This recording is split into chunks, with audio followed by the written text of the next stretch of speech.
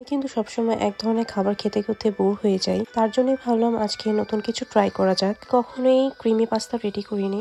এটাই আমার first time আমি ক্রিমি পাস্তা রান্না করছি। ফার্স্টে এই পাস্তাগুলো সিদ্ধ করে রেখে দিয়েছিলাম ছড়া দিয়ে। এরপর একটু আমার কাছে বাটারটা শেষ হয়ে গিয়েছিল। আপনারা বাটার ট্রাই করবেন দেওয়ার। আমি এখানে অল্প একটু তেল দিয়ে নিয়েছিলাম। তারপরে কুচি করে রাখা পেঁয়াজ আর রসুন দিয়ে দিয়েছিলাম।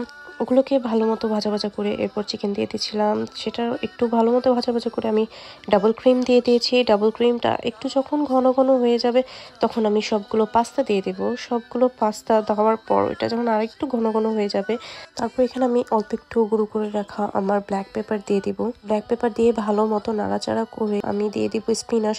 স্পিনাচ দেওয়ার পর আমি দেখছিলাম এটা আমার অনেক বেশি ঘন হয়ে গেছে, যার জন্য আমি অল্প একটু মিল্ক দিলাম। মিল্ক দিয়ে তারপরে একটু ঢেকে রেখেছিলাম। তারপরে ভালো মতো কুক হওয়ার পর, যেহেতু স্পিনাচটা কাঁচা ছিল, এটা ভালো মতো কুক হওয়ার পর নামিয়ে নিলাম অ্যান্ড পরিবেশন করে নিলাম। আল্লাহ হাফিজ আজকের জন্য সবাইকে।